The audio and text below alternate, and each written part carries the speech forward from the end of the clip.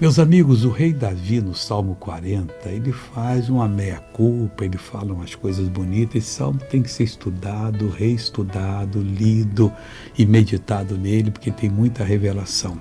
No versículo 12, ele abre o coração e diz assim: porque males sem número me têm rodeado. Era muita coisa que rodeava ele. As minhas iniquidades me prenderam, de modo que não posso olhar para cima. Quantos estão igualzinhos, mas não confessam a Deus?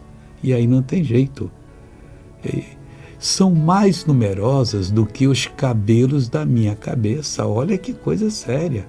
Pelo que desfalece o meu coração. Confesse, peça perdão a Deus e com Jesus você vai vencer. Uma pessoa venceu.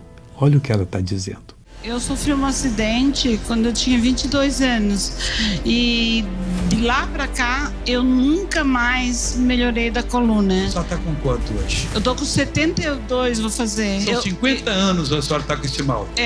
Descalço ficou o joelho, aqui o ombro. E agora? Agora eu tô sarada. Está sarada agora? Graças a Deus. Que coisa bonita, depois de 50 anos. Jesus não merece uma salva de palmas, pessoal?